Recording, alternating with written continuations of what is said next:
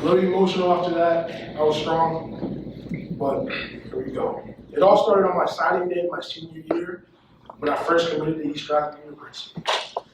That decision alone, guys, set up some of the deepest and most meaningful relationships of my life. Coach Twig, my head coach at the time, quietly, very quietly and discreetly pointed someone in my direction. Someone I hadn't even met yet.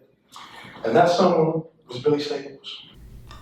I didn't know it then, but by the end of my senior year, Billy's quiet efforts to track me down would come to an end one day when I look up at my townhouse home and I look out the door and I see Billy standing there. I have no idea who this guy is. And like any young Dominican from the city in Allentown, they would say when a guy like Billy walks up to the door, "Y este gringo loco."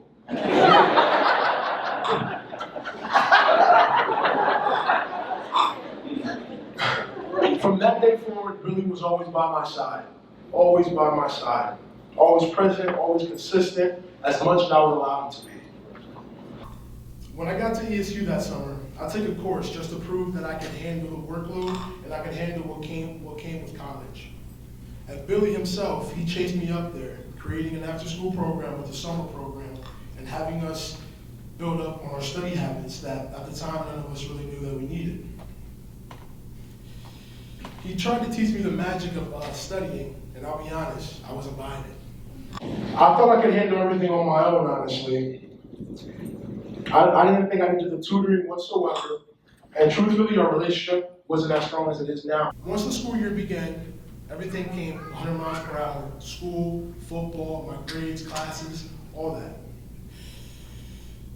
I was getting by, honestly, just getting straight by, doing everything I could to just get that C grade. And it was working for the time being, but it trickled me into a mindset of C's get degrees. And that only lasted so long. The pandemic hit, just like that, I lost complete contact with everyone from Best. I lost touch with a lot of things, and then worse came to worse. The man who shaped who I am, the man who risked it all for his family, woke up one day and the Lord decided that he needed him. My father suddenly passed away and my life spiraled. My grades plummeted. I lost the starting position of the sport that I absolutely love, and I lost direction in my life. It really did take losing everything to be able to regain a percent of what and who I am. They say when you hit rock bottom, the only way is up. But I'll be honest, guys, with Best, even at rock bottom, you can still rise and overcome. Even in my darkest moments, I had light all around me. I had Mr. Cohen, his daughter Jess, with an absolute support in the quietest of ways. Jess, one day as a high school kid, a district title game, it's maybe 5 degrees outside. I need a shirt.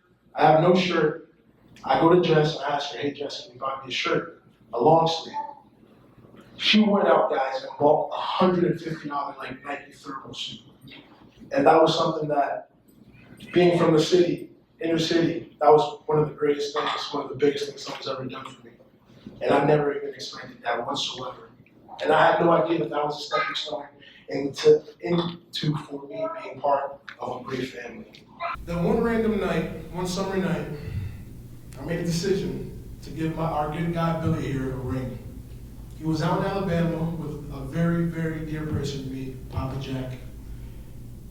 And I called him one night, we talked, we caught up, and the last thing I remember, and it was one of the things that he told me before I started writing this speech was, "I don't want to finish my college career like this." And just like that, that phone call did something, it changed something. And that phone call turned C's into B's, B's to A's, and A's to East Stroudsberg University academic dean's list. Thank you.